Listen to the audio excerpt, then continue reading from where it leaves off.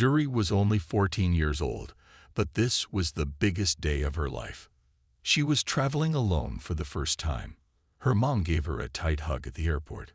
"Call me when you land," she said. Zuri nodded and smiled. She was nervous but also excited. She looked at the ticket in her hand again. Seat 7A, window seat. She loved the window seat.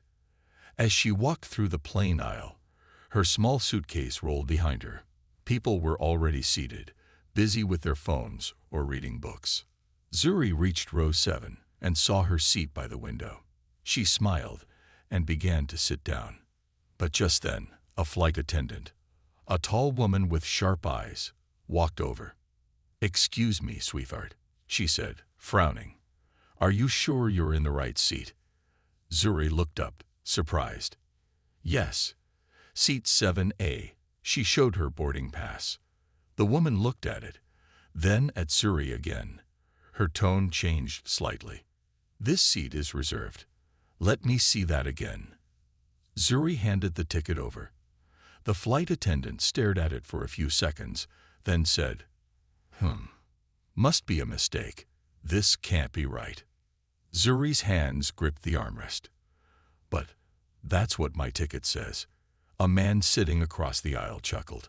He was in his 50s, wearing a business suit. "You probably read it wrong, young lady. These seats aren't cheap." The people nearby started looking, whispering. Zuri's face turned red. She wanted to disappear. "I'm sorry," she said softly, "but my dad booked this seat. He made sure." The flight attendant gave a tight smile. "Let's not make this difficult.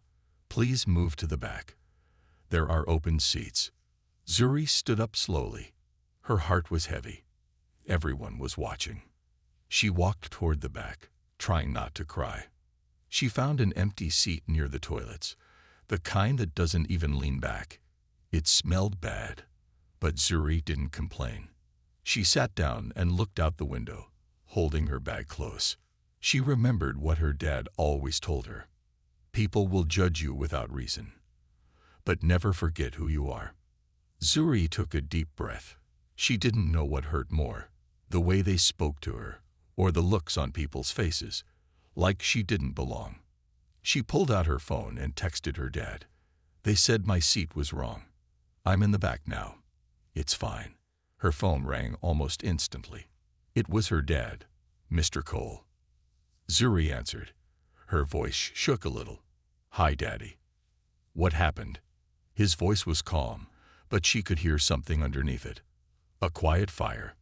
They told me I couldn't sit in 7A, said it was a mistake, but I showed them my ticket."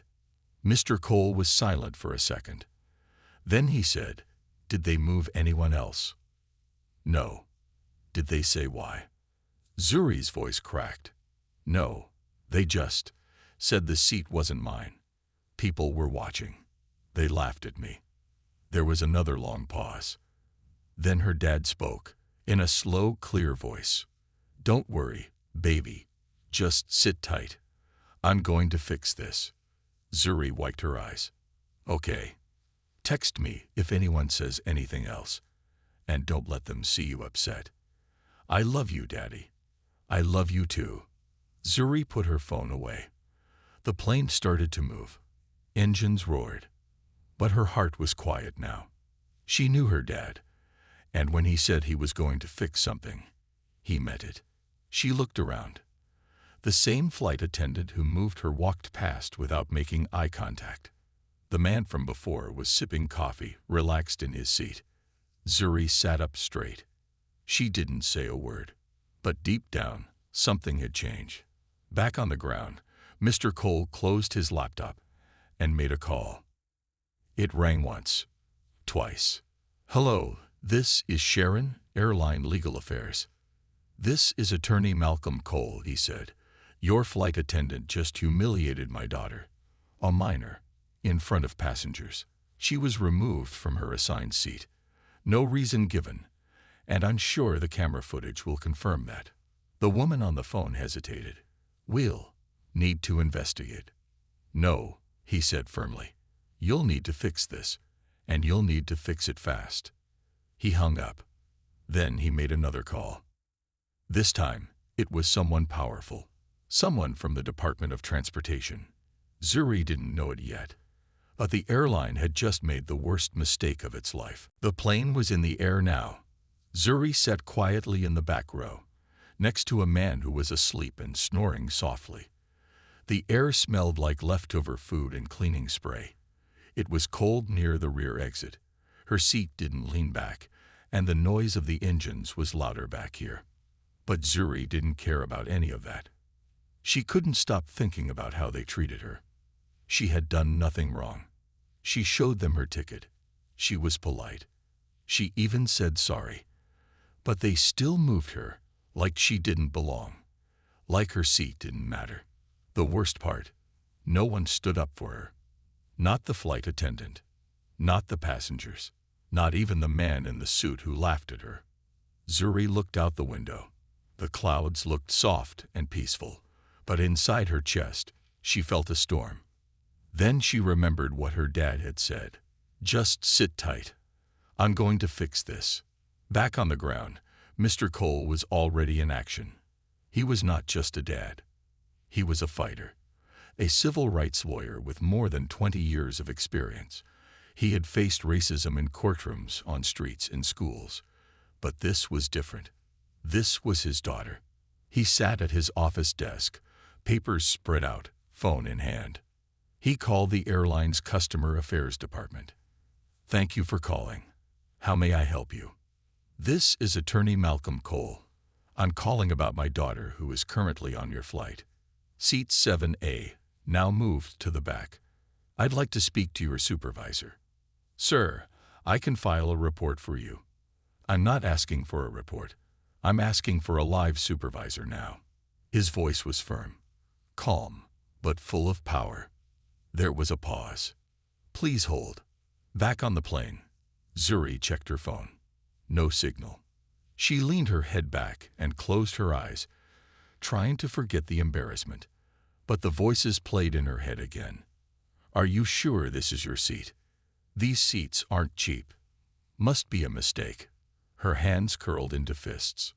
Why did they look at her like that? Why did her skin color suddenly make her a problem?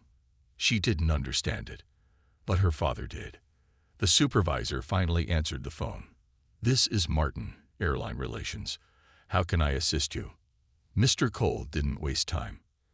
My 14-year-old daughter, Zuri Cole, is flying alone today. She had a paid, confirmed ticket for seat 7A. Your flight staff removed her without reason or explanation. She was humiliated. This is a clear case of racial discrimination. I'm sorry to hear that, sir, the man replied, sounding nervous. I'm sure there's been some confusion. There was no confusion. She showed her boarding pass. She was polite. She was moved anyway. Well, we'll look into it once the flight lands and... No, Mr. Cole said. You'll start looking now. Because if this isn't addressed before the plane lands, I will go public. I will contact national media. I will demand footage, file lawsuits, and file formal complaints with federal regulators. His tone was calm, but icy cold. The man on the phone took a shaky breath. Understood, sir. We will begin immediate internal review. Mr. Cole leaned back in his chair. Good. And make sure the captain and crew are aware. This isn't just a bad look. This is a legal storm waiting to happen. Meanwhile, up in the sky, the cabin lights dimmed. Dinner was being served, but Zuri wasn't hungry. She pushed the tray away politely. Then a flight attendant, not the rude one from earlier, came to her. Miss Zuri, she asked gently. Zuri looked up, surprised. Yes. We're very sorry for earlier. The crew would like to offer you a complimentary meal and a blanket. Zuri blinked. Why now? The woman smiled nervously. Just protocol and a little kindness. Zuri didn't say anything. She accepted the blanket, but not the food. Her mind was still racing. What changed? Did her dad already do something? Zuri was still flying high in the air, but things were changing down on the ground. fast. Her father, Malcolm Cole, wasn't just a parent. He was a man of influence, a civil rights attorney, a speaker, a man who had fought for justice in courtrooms and communities for over 20 years. But today, it wasn't about a courtroom. It was about his daughter. And no one, not even a billion-dollar airline, was going to get away with humiliating her. After 2 phone calls with the airline, Malcolm was already making his next move. He walked into his study, where a wall full of awards and case files surrounded him. A photo of Zuri in a graduation cap sat on his desk. He looked at it for a second, then picked up his phone again. This time, he called Clarence Bryant, a longtime friend and senior advisor at the Department of Transportation. "Clarence," Malcolm said without wasting time, "I need your help. Talk to me. My daughter's on flight 728. She was removed from her assigned seat for no reason. It was public. It was humiliating. And she's just 14. Clarence paused. "Discrimination. Clear as day. You want me to push it up. I want this flagged as a civil rights violation the moment the plane touches the ground. You got it. I'll open a federal review immediately. The airline will feel the heat by morning." While Zuri sat quietly in the back of the plane, sipping water, Mr. Cole was already preparing something bigger. He opened a new file on his computer. Flight 728. Incident. Zuri Cole.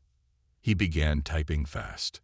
Flight number, date, time of incident, names of staff involved, witnesses, photos of her ticket, messages between him and Zuri.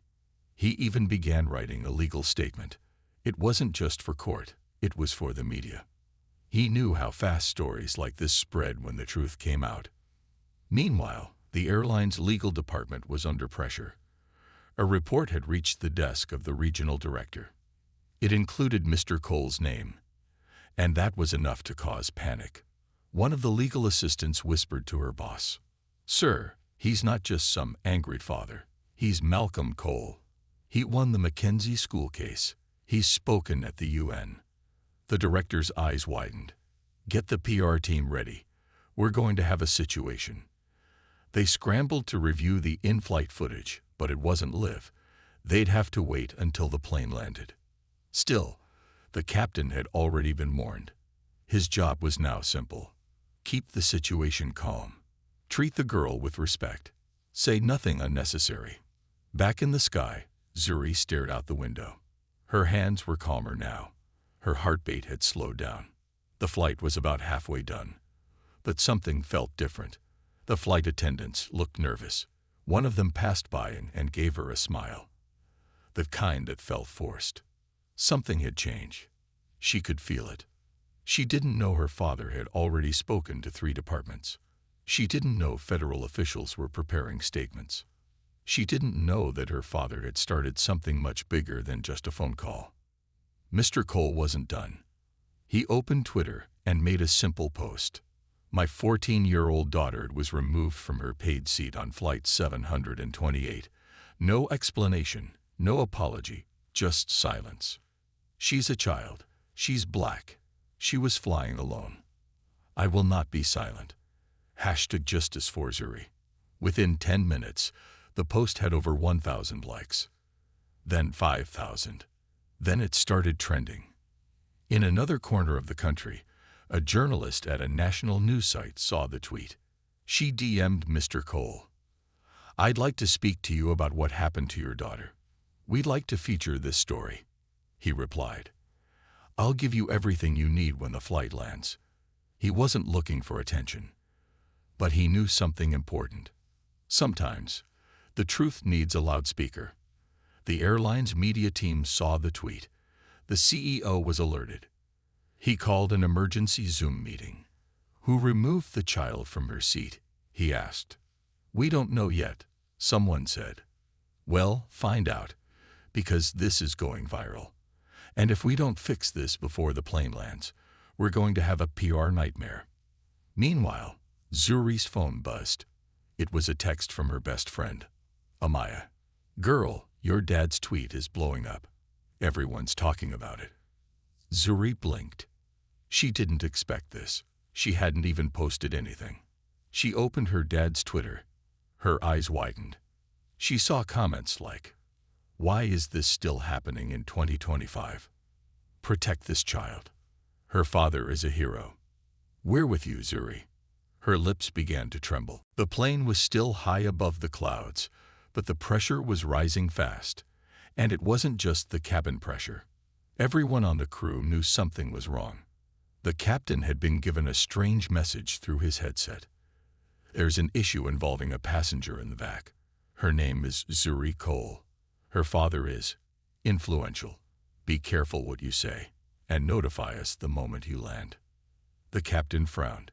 He had flown for 18 years and never received a message like that. He turned to his co-pilot. "This is going to be one of those flights," he said quietly. Meanwhile, Zuri sat in silence, unaware that her presence was making the entire crew nervous. She felt eyes on her. People were whispering, not like before, when they were judging her, but now they looked scared, or maybe ashamed. The same flight attendant who had forced her to move earlier hadn't looked her in the eyes once since takeoff. Zuri was confused. She wasn't doing anything wrong. She hadn't raised her voice. She hadn't even told anyone what had happened. So why did everything feel so strange now? She looked out the window again. The sun was beginning to set, coloring the clouds orange and pink.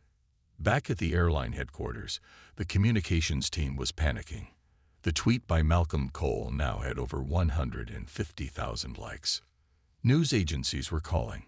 A video clip from a nearby passenger, showing the moment Zuri was asked to move, had just gone viral. In the clip, Zuri looked calm, confused, while the white flight attendant pointed at her with a fake smile and asked her to move to the back. The man in the suit, sitting next to the seat, smirked as Zuri walked away. People online were furious. They treated her like she didn't belong. This is why representation matters. That man sat in her seat and watched it happen.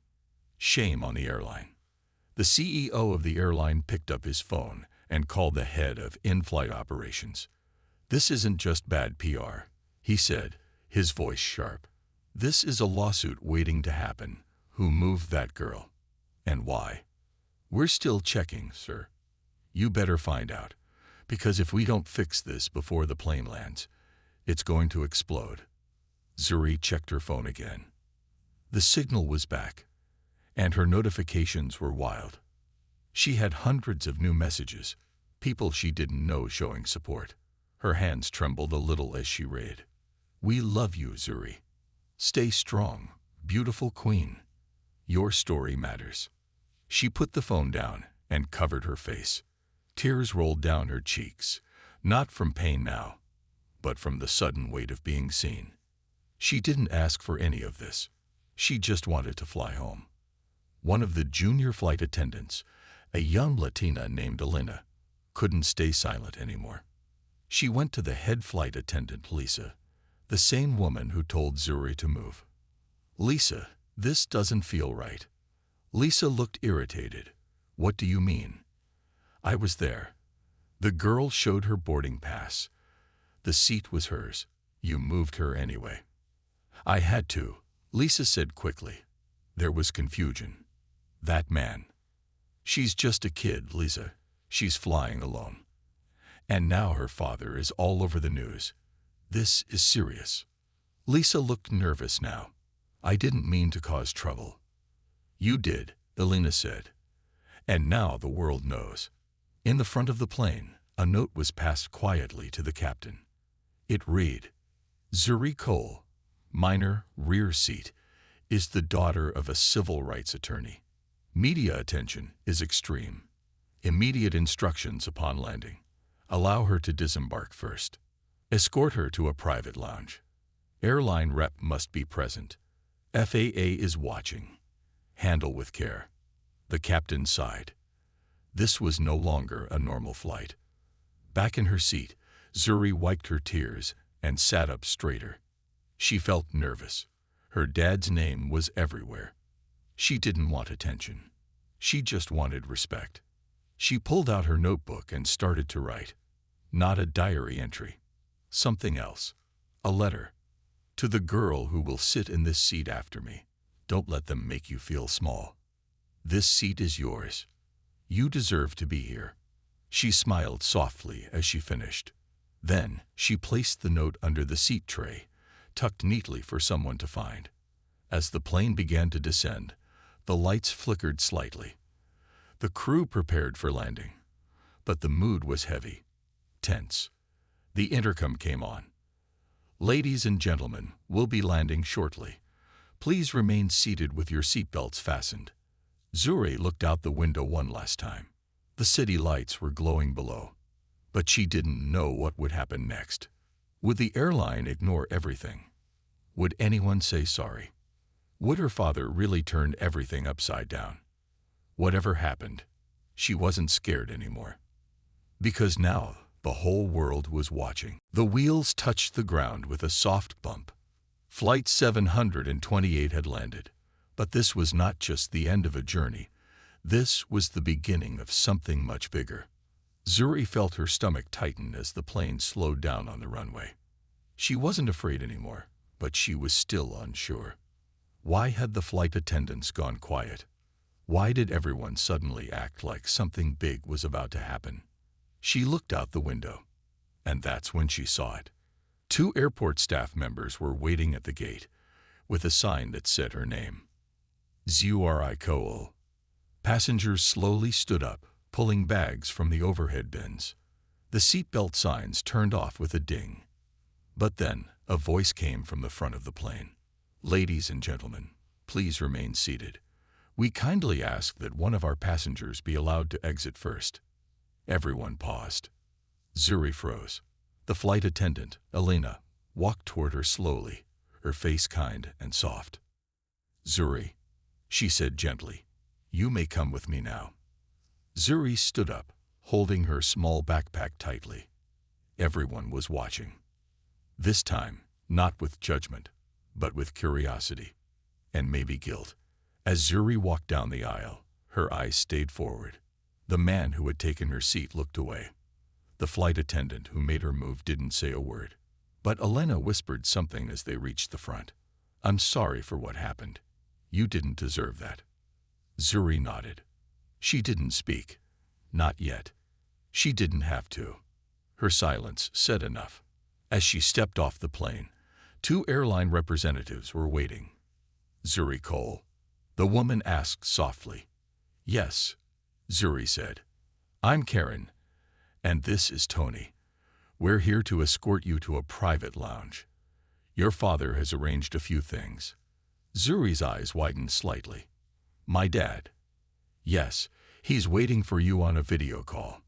Also, some people from the airline would like to speak with you, if you're comfortable. Zuri said nothing. She followed them through a special door, away from the crowd. Inside the private lounge, everything was quiet. Clean. Calm. Soft music played. There were fresh cookies on a plate, but Zuri didn't care about cookies. She looked at the screen in front of her. A video call was already active. And there he was, her father, Malcolm Kohl. Hey baby, he said, his voice calm but full of warmth. Zuri's lips trembled, and tears filled her eyes again, but she smiled. Hi, Dad. You okay? She nodded. I'm proud of you, he said. You didn't let them break you. You stayed strong.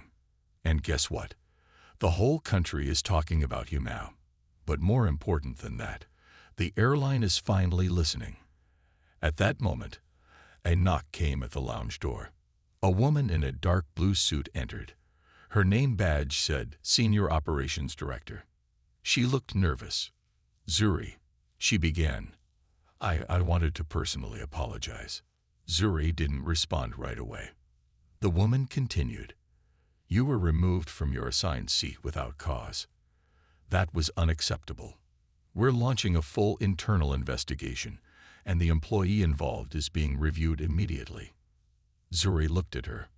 Would you have said sorry if my dad wasn't famous? She asked. The woman hesitated.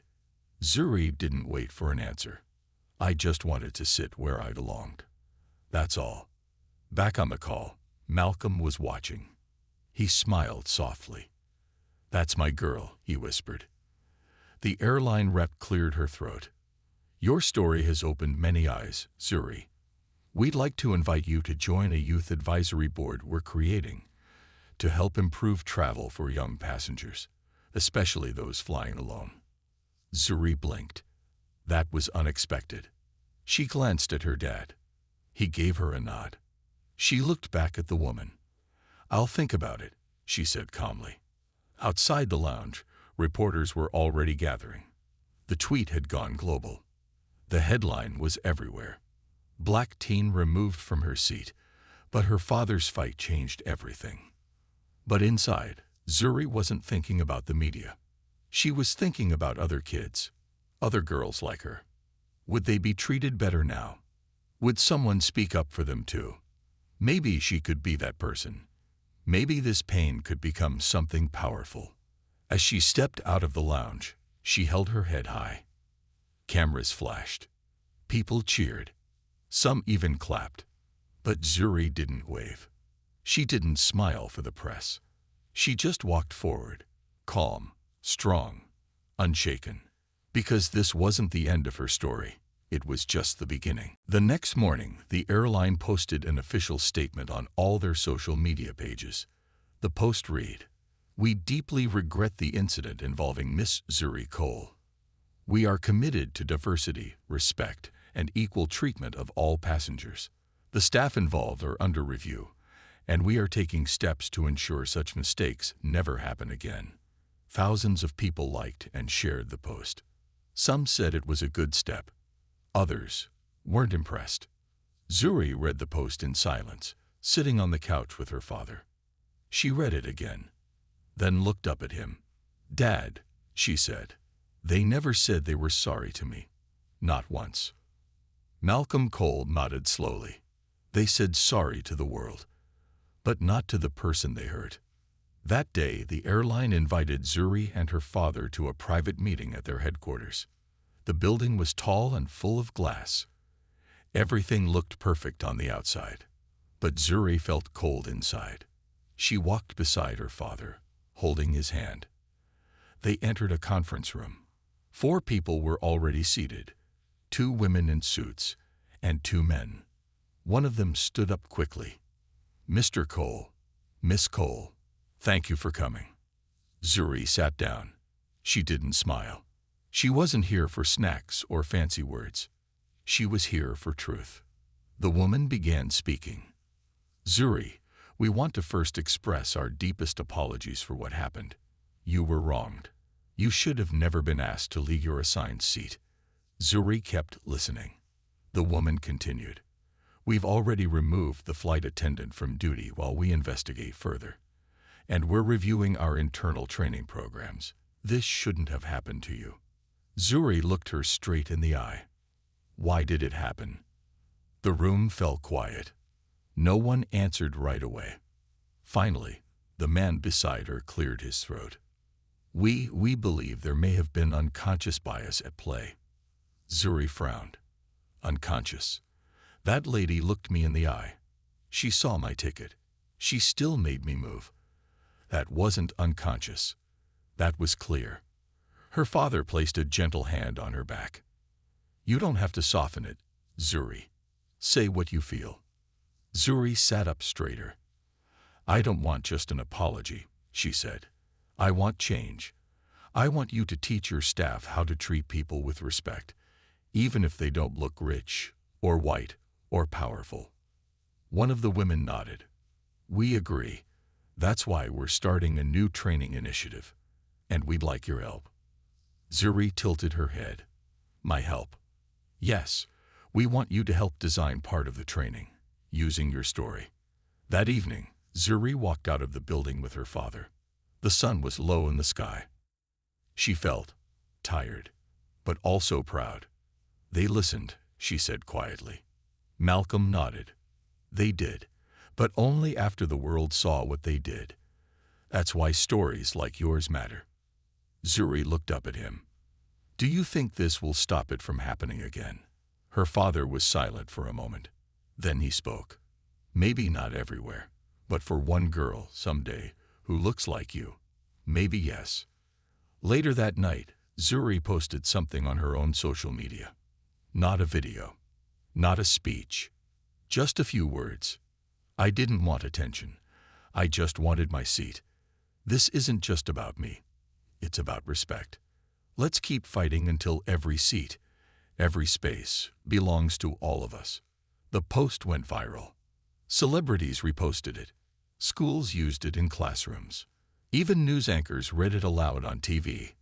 Meanwhile, in a small training room inside the airline's headquarters, a new video was being played. In the video, Zuri spoke directly to the camera. If someone shows you a ticket, believe them. If they look different than you, treat them with kindness. You never know who they are. But more than that, you don't need to. Because respect should never depend on power. It should be the default. Some staff watched with open hearts. Others looked uncomfortable. But no one could ignore her. Zuri Cole had become more than a passenger. She had become a voice, a symbol, a movement. Still, late at night, when everything was quiet, Zuri lay in bed and thought about the girl she was on that plane. Scared, confused, alone. She closed her eyes and whispered, I see you now, and I've got your back. Because her journey wasn't over. Not yet. Weeks had passed since Zuri's flight, but the world hadn't moved on. In fact, it was just getting louder.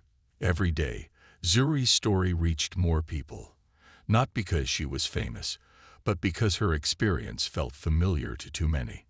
Black girls, brown boys, disabled passengers, kids flying alone, people who had been ignored, doubted, or pushed aside. They all saw a piece of themselves in Zuri's journey. And they began to speak up. Across the country, emails flooded the airline's inbox. I was treated unfairly too. My son was asked to move seats even though he had a ticket. Thank you for showing this matters. Zuri read some of them. She cried at many. But she also smiled, because she finally saw that this wasn't just about her. It was about everyone who had ever been made to feel small. One day, Zuri and her father were invited to speak at a school. It was a high school in Atlanta, mostly Black and Latino students. When Zuri stepped on the stage, the room got quiet. She looked at all the faces, kids her age, kids younger, some older. They were waiting for her words. Zuri held the microphone with both hands. She wasn't nervous. She was ready. I sat in the wrong seat once, not because I picked the wrong place, but because someone didn't believe I belonged there. But I stayed calm. I told the truth. And when my dad stood up for me, it reminded me. We don't need to scream to be strong. We don't need to fight to be powerful. We just need to stand and not move, even when someone tells us to. The room clapped. Some students stood. A few cried. The airline, now under pressure, launched a new campaign. Every seat matters, with Zuri as its face. They changed their training. They added new voiceovers to their safety videos, now featuring diverse voices. And in every airplane, on the back of every seat, was a small message. Respect travels with you. All passengers deserve dignity and fairness, no matter their age, color, or class. Zuri saw that message on a flight weeks later. She smiled quietly. One afternoon, Zuri got a letter in the mail. It was handwritten. No return address. She opened it and gasped. Inside was a note. Dear Zuri, I was on that plane. I didn't say anything when they moved you. I saw it happen. I regret it. Thank you for being brave when I wasn't. You helped me see that silence is part of the problem. Next time, I'll speak. Thank you. Zuri held the note to her heart. She didn't know who wrote it, but it meant everything. One evening, she sat beside her father on their porch. The stars were out. Her dad looked over and said, "You know, when this started, you were just trying to get home." Zuri nodded. "And now?" she asked. "Now," he smiled, "you've helped change how people fly, how they see each other. You've reminded them that one voice, one small voice, can do big things." Zuri looked up at the stars. "I didn't want this," she said softly. "I just wanted to be seen." Her father looked at her. "And now you are," he whispered, "by the whole world." The next morning, a little black girl boarded a flight with her mom. As she walked to her seat, she stopped and looked at the seatback message. She read it out loud. "Respect travels with you." "Mom," she said, "do you think someone made this happen?" Her mother smiled. "Yes," she said, "a girl named Zuri." The little girl sat down, proud. She didn't know Zuri, but she felt safer because of her. That's the power of one seat, one voice, and one brave girl who refused to be silent. Zuri never planned to be a voice for change. She never wanted the cameras, the interviews, or the viral videos. All she wanted that day was her seat, the one she paid for, the one she was assigned, the one she deserved. But when someone tried to take that from her, she stood her ground. And now, because of that quiet strength, the world had started to shift. It had been 3 months since that flight. Zuri had gone back to school. She was trying to be normal again. But nothing felt quite the same. She still got stares in the hallway. Some kids whispered, others clapped. Teachers used her story in lessons about courage and justice. Zuri didn't mind. She understood. This wasn't just her story anymore. It belonged to everyone who had ever felt pushed aside, silenced, or unseen. One weekend, her school invited her to speak at an assembly. This time, she didn't feel nervous.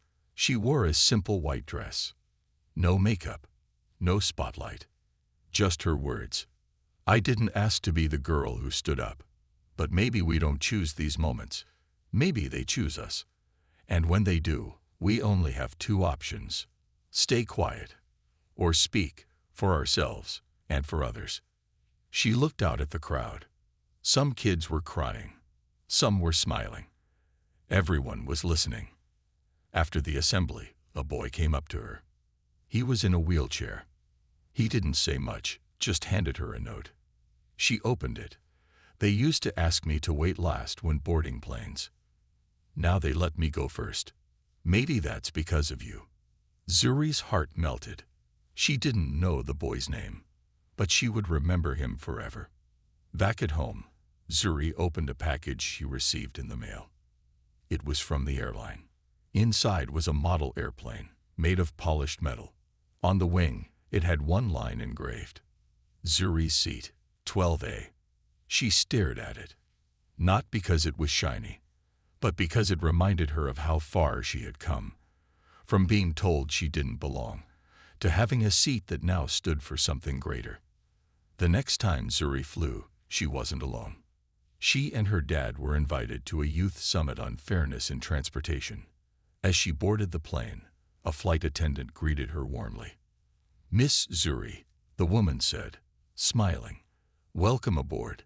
You've made this sky a better place." Zuri smiled back. "Thank you."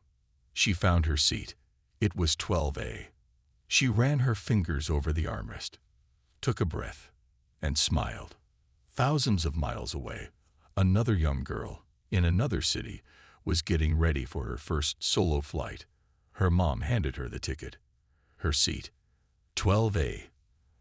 And when she sat down, she found a small card tucked into the seat pocket. It read, "If you ever feel like you don't belong, just remember Zuri. Speak your truth. Never move out of your place." Zuri never set out to be a hero. She never shouted or demanded. She simply held on to her truth. And in doing so, she reminded the world.